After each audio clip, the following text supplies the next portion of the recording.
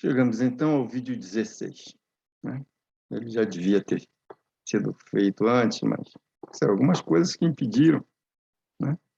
E agora vamos completar. Esse vídeo é um vídeo curto, né? Ele tem 2 pontos, né? Um ponto ele trata dos 2 novos personagens da fase monopólica do capitalismo. O outro ponto, que é o que a gente vai retomar mais intensamente mais para frente, que é a questão do finalismo e do otimismo histórico presente no Lênin. Bom, então vamos começar. Vamos aqui, aqui, aqui. Pronto, beleza. Agora vamos aqui.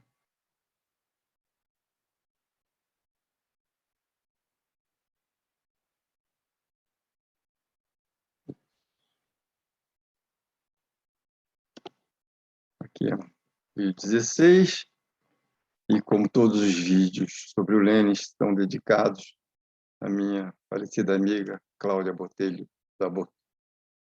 Saudade, Cláudia. Lênin, o que a gente já viu? A parte 1, vimos o processo de monopolização, isso implica uma redução do dinamismo do capitalismo, né? Na parte 2, nós vimos que mais que redução do dinamismo, o que ocorre na fase monopólica é uma decomposição, né? O capitalismo que está em decomposição. Acho que o nome mais adequado é o capitalismo senil, né? A senilidade do capitalismo, né? Agora nós vamos para a parte 3, que trata do parasitismo do capitalismo. Se na parte 2 a gente trata de como que as coisas não funcionam mais direito no capitalismo, né? A perda de vigor, como é que se implica em mau funcionamento do capitalismo, né? E a parte 3 chama a atenção que 2 novos personagens surgem e são relevantes na tomada da decisão política, na consideração da luta de classe. Bom, o que é o parasitismo do capitalismo?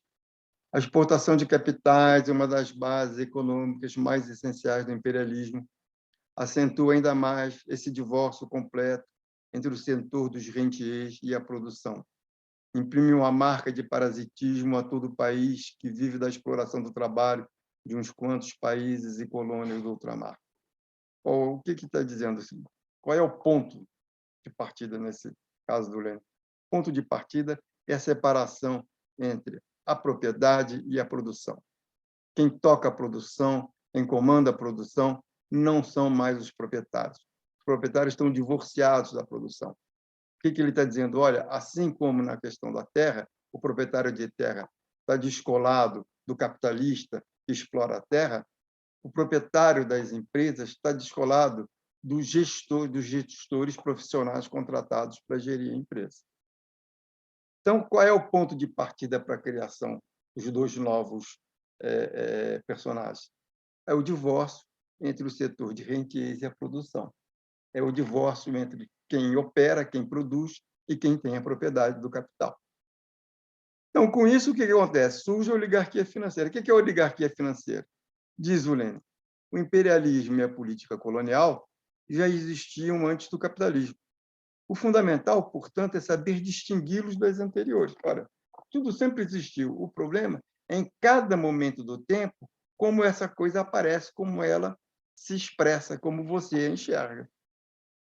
Então, diz ele, o imperialismo e a política colonial atuais são exercidos pela associação dos grandes patrões, pelas grandes empresas. Qual é a característica do capitalismo? Isso a gente já viu, separar a propriedade da gestão do capital. Ora, então o que o Lênin está falando? Que o comando da produção, e a gente viu na parte 2, hoje, na realidade, o comando das maquinações financeiras, né, é exercido por funcionários contratados. É a tal da profissionalização da gestão. Não é mais exercida pelo dono da empresa, mas por profissionais contratados. E que isso é muito interessante porque Quando você pega os livros de administração, os livros de gestão, fazem maior elogio à profissionalização das empresas. Tira os donos e entrega a gestão para profissionais contratados. Isso é motivo de elogio. Mas um marxista olha e fala assim: gente, pô, para que então ter dono? Quer dizer, isso grita que você não precisa mais de proprietário. O proprietário não tem mais nada. Ele é o quê? Ele é um parasita. Ele é um rentier. Olha, ele é um parasita.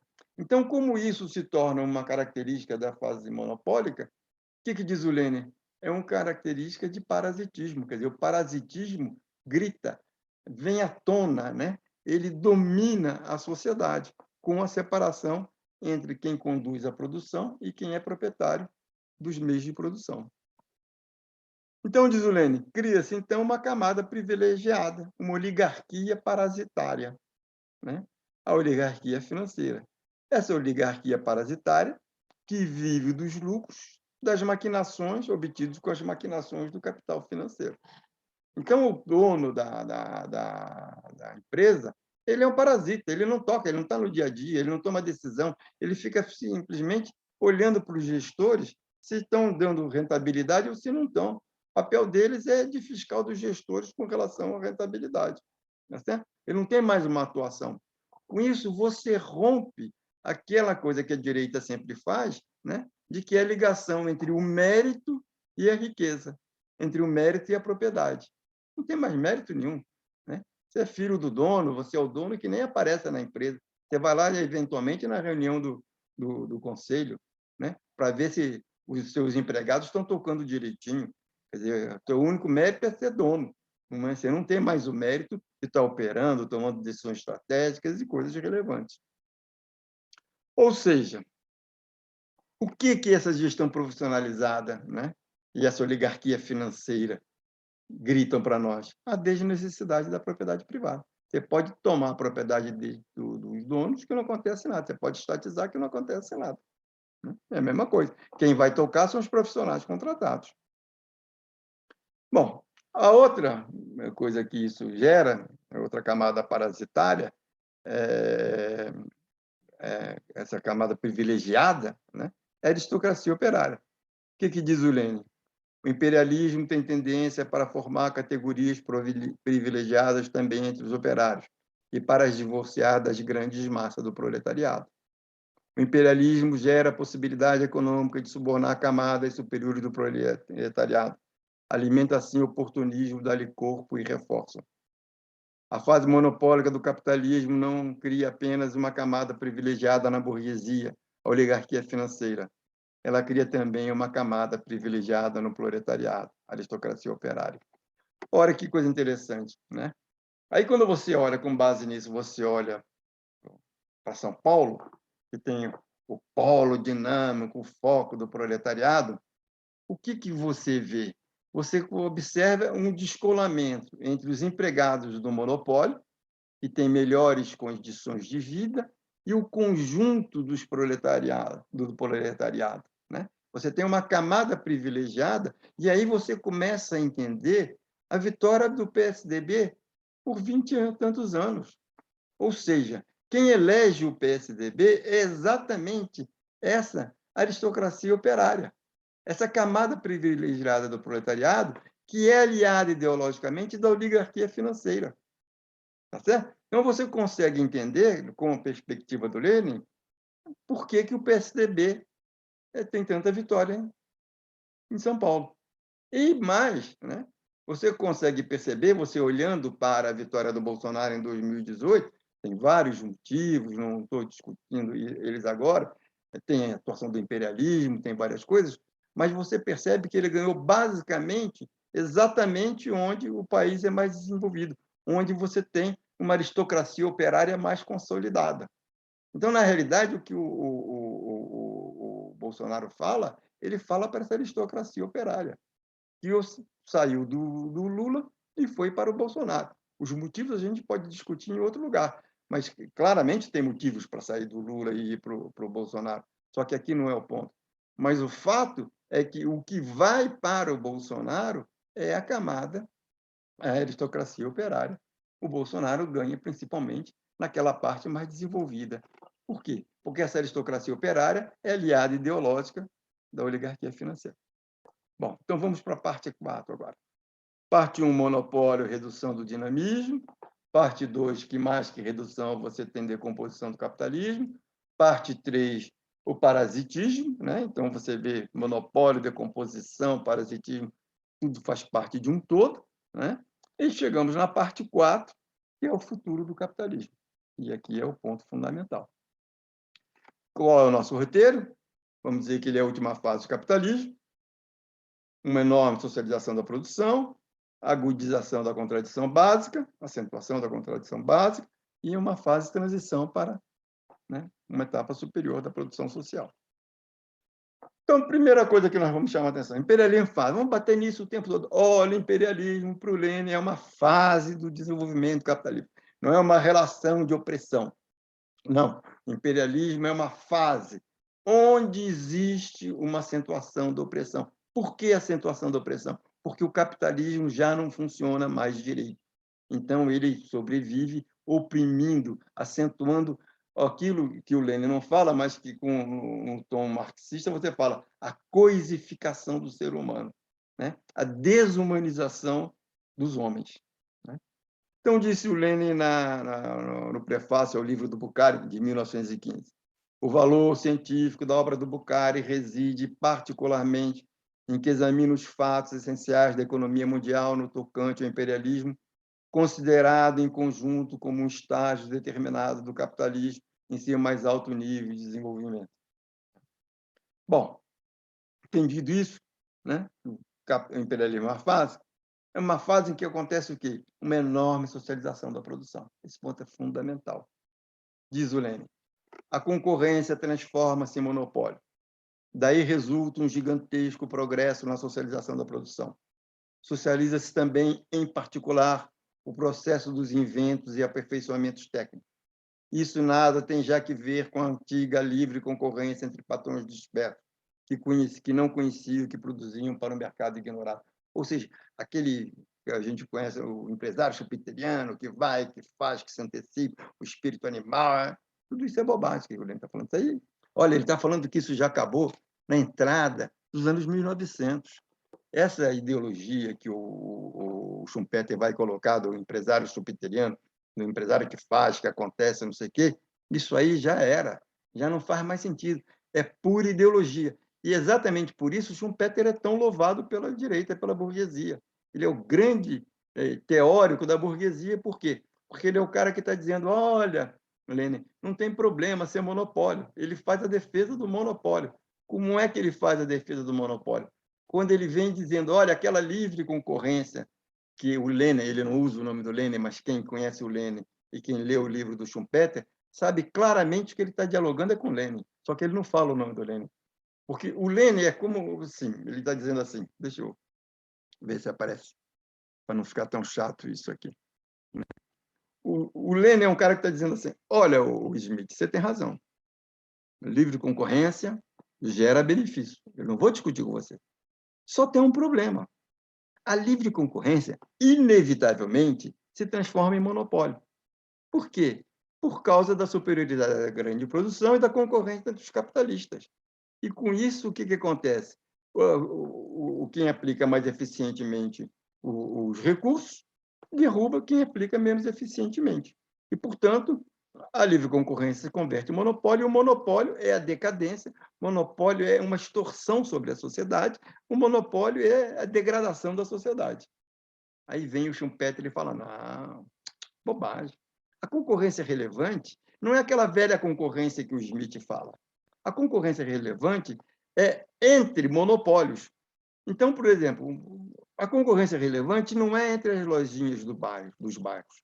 A concorrência relevante é quando você vem com um supermercado, que aí você derruba, né, a venda, o mercado, você transfere o mercado dos bairros para o shopping center.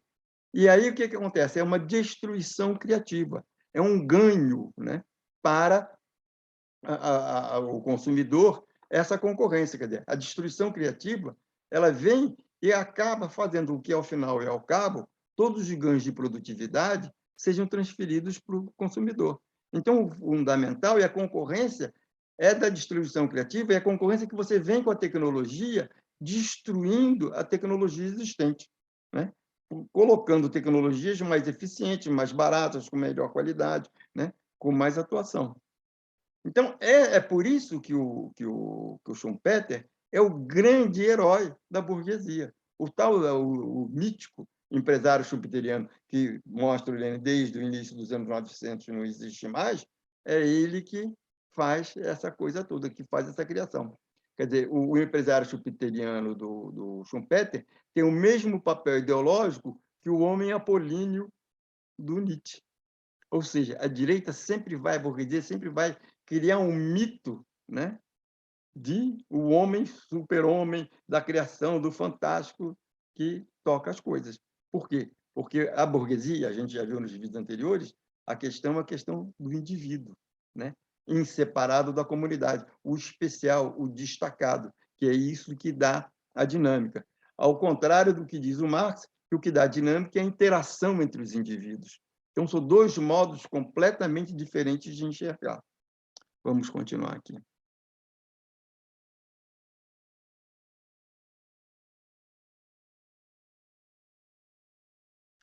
A concorrência transforma-se em monopólio. Daí resulta um gigantesco progresso na socialização da produção. Socializa-se também, em particular, o processo dos inventos e aperfeiçoamentos técnicos. Isso nada tem já que ver com a antiga livre concorrência entre patrões dispersos que não conheciam, que produziam para o mercado ignorado. Aí explicou o Lênin. Quando uma grande empresa se transforma em empresa gigante e organiza sistematicamente, apoiando-se num cálculo exato de uma grande massa de dados, o abastecimento de 2/3 ou 3/4 das matérias-primas necessárias a uma população de várias centenas de milhões, quando se organiza sistematicamente o transporte dessa matéria-prima para pontos de produção mais cômodos, que se encontram, por vezes, separados por centenas e milhares de quilômetros, quando, a partir de um centro, se dirige a transformação sucessiva do material em todas as suas diversas fases, até se obter numerosas espécies de produtos manufaturados, quando a distribuição desses produtos se efetua segundo um plano único a dezenas e centenas de milhões de consumidores, a venda de petróleo na América e na Alemanha pelo truste do petróleo americano. Olha que coisa interessante. Isso, se eu não digo que é o Lenin, você fala, não, é um cara recente falando de globalização. Pô, que globalização? Globalização é um nome diferente para monopólio. É para você tirar o foco. A globalização tem um nome ideológico, que é para tirar o foco de que hoje a produção é comandada por ela tem uma centralização no comando absurda, né? Que exclui a imensa massa da população. A produção é comandada por uma elite restrita, restritíssima, né? Que é praticamente a dona do mundo. Então, você tira o foco do monopólio, porque quando você usa o nome monopólio, você chama atenção para essa centralização do comando, e chama de globalização, que aí você finge que é uma coisa espalhada pelo mundo, que é bom para todo mundo, que todo mundo se beneficia. Então, falar em globalização é falar um nome, usar um nome ideológico para afastar a questão fundamental da exclusão, enorme exclusão da sociedade sobre o controle da produção.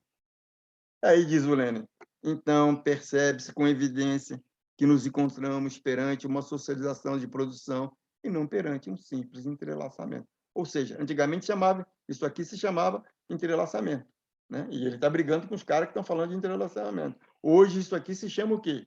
Globalização. Então, na realidade, o que você tem é uma imensa socialização da produção. Esse que é o ponto, que é a socialização essa, que é mascarada com o nome de globalização. Bom, outro ponto do Lenin. Isso coloca o capitalismo num estágio superior da contradição básica do capitalismo. Vamos lembrar aqui um negócio? Lembra que no primeiro vídeo sobre o Lenin a gente chamava a atenção, olha, o nome imperialismo, fase superior do capitalismo, na realidade é um nome para esconder da censura, que a fase superior de verdade é a fase da contradição básica do capitalismo, que ela vai para um estágio mais elevado. Então, o que é o imperialismo? é a fase superior da contradição básica do capitalismo. Ora, se a coisa está na sua contradição básica, significa que se ela está exacerbada, o que significa? Significa que está perto do fim. Ela está nos seus últimos estertores.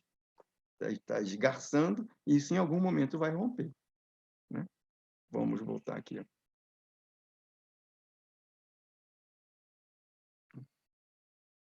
Então, diz o Lenin.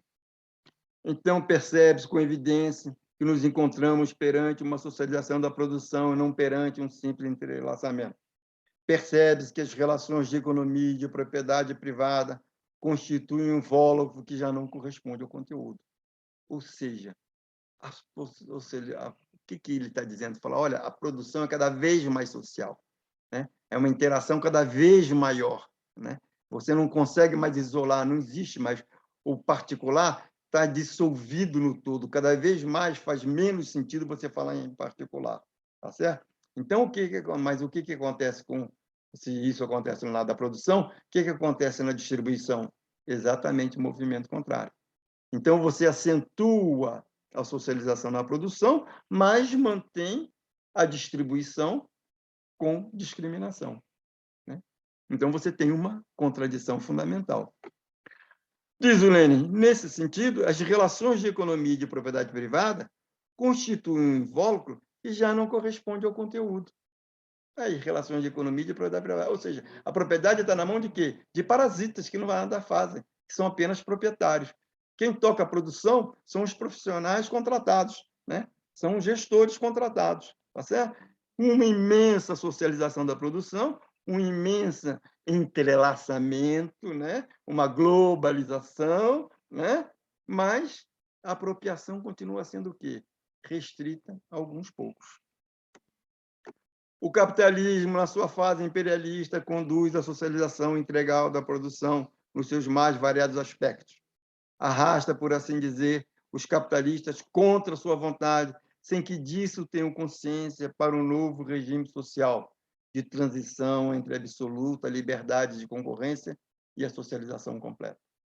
A produção passa a ser social, mas a apropriação continua a ser privada.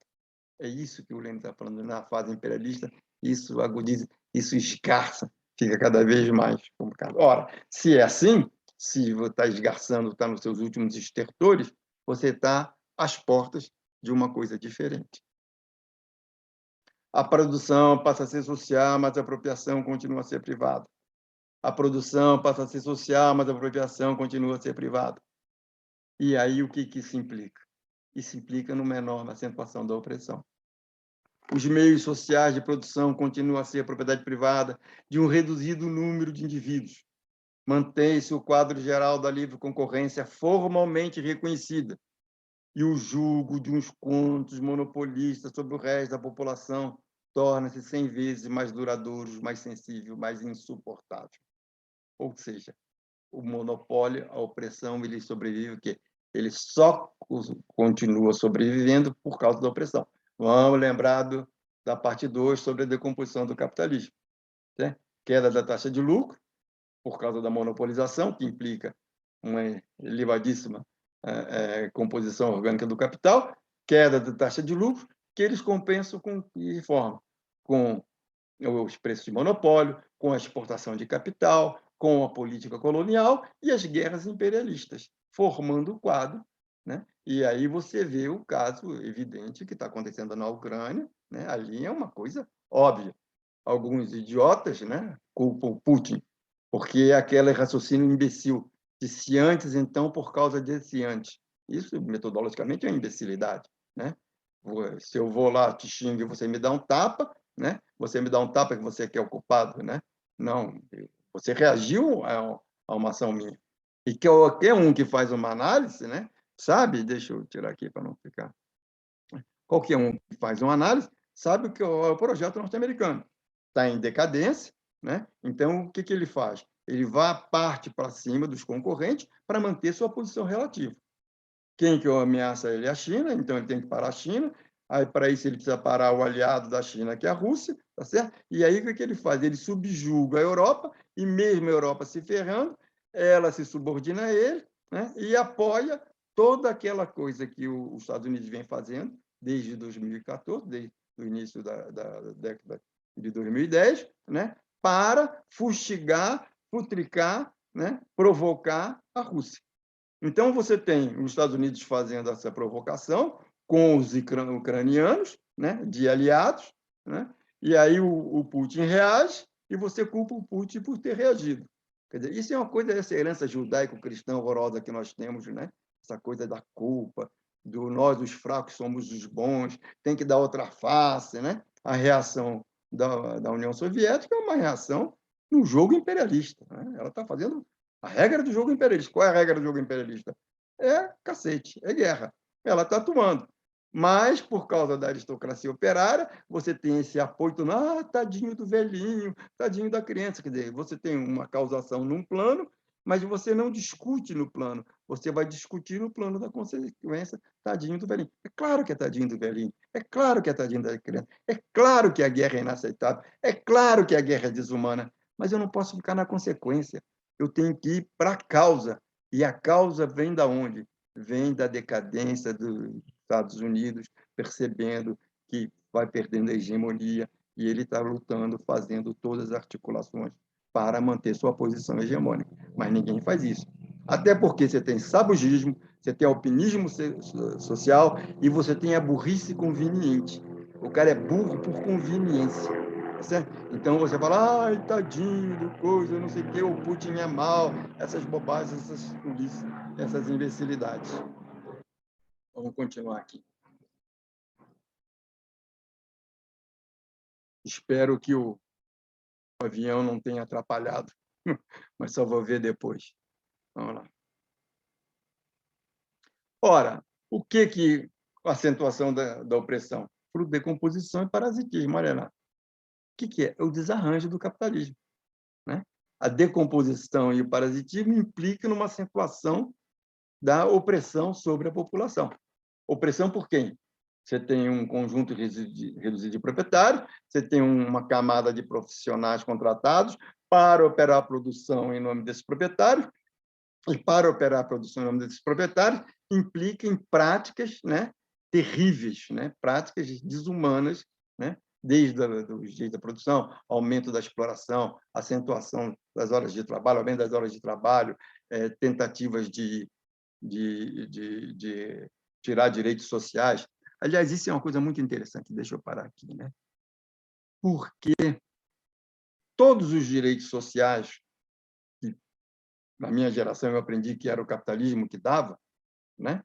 Porque sindicalização, disputa, greve, todas essas coisas, 13º, férias, tudo isso, foi só cair a União Soviética, isso desmontou, isso passou a ser coisa velha. Então, que eu digo para as pessoas, olha, quando você for falar mal do Stalin, você lava a tua boca antes de falar mal do Stalin. Porque se você tem 13º, se você tem férias, se a tua mulher tem licença maternidade, você deve à existência da União Soviética e ao Stalin. Porque foi só acabar a União Soviética, todos esses benefícios foram retirados. Tá certo? Então, é falso que o capitalismo ele é bom para a sociedade. Não, hoje, o que você vê? Acabou carreira, acabou tudo. Hoje, você não tem menor perspectiva. Até na questão da sua aposentadoria, que antes era fruto de um arranjo social, hoje estão querendo empurrar para você. Se você não for para a aposentadoria, você que morra, você que se dane. Né? Isso é muito bom para o cara que vive bem, que é da camada social privilegiada. Agora, para o cara que é pobre, você vai fazer o quê com esse cara? Né? Mas você não considera. É falso, é fraude essa história do indivíduo. O indivíduo não existe. O indivíduo só existe para a classe dominante como instrumento de geração de lucro para ela. Então, se esse país tivesse isso, fosse verdade, não fosse verdade, você não teria um país tão desumano como você tem hoje. A elite vive só você olhar, passar nos bairros chiques das cidades e passar nos bairros miseráveis e você vê a omissão total da elite. Ela não se indigna, ela não se comove, ela não se toca com a miséria que existe no país. E o que ela diz? Estude, educação, liberdade para os investimentos. Quer dizer, isso é de uma hipocrisia, isso é de uma escrotidão, tem até uma questão de caráter envolvida. Tem, evidentemente, pessoas ignorantes que não sabem, Mas, para muitas pessoas que eu conheço, é uma questão de caráter. Ele sabe que a elite que produziu essa miséria não vai ser a elite que vai acabar com a miséria. A miséria desse país não é fruto de dar liberdade para a elite investir. Isso é uma mentira, é uma fraude. Isso é uma desonestidade intelectual e política. Vamos lá, vamos continuar.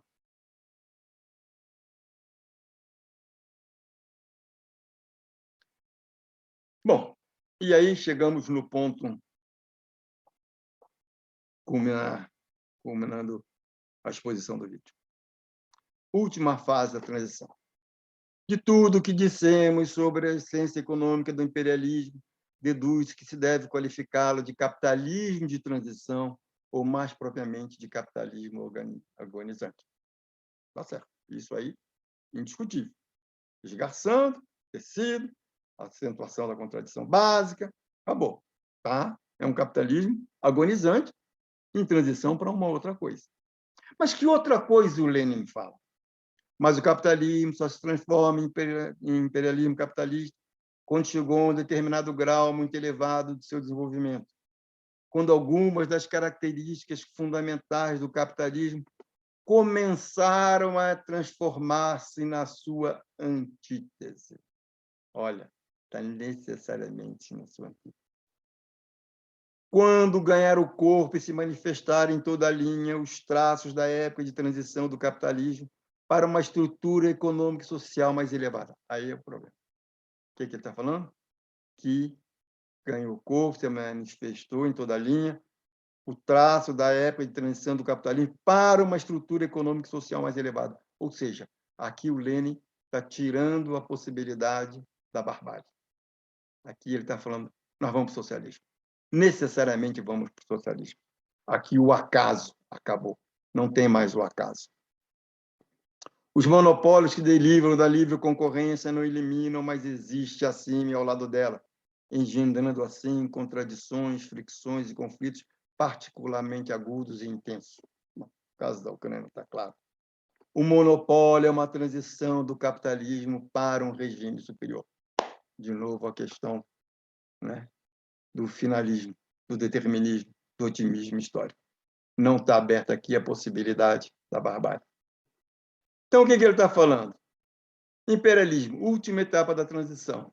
Socialismo é inevitável, é o destino. O que é isso? É um otimismo histórico. Ok? Deixa eu fechar aqui.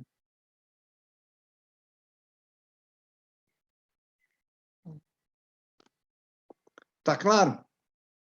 Espero, sinceramente, ter conseguido deixar claro a questão da acentuação da contradição básica e, para o Lenin, você não tem alternativa da barbárie. Certo? A única alternativa é o capitalismo virar ao seu contrário, se transformar no seu contrário. Né? A implicação disso nós vamos discutir mais à frente. Certo? Até o próximo vídeo.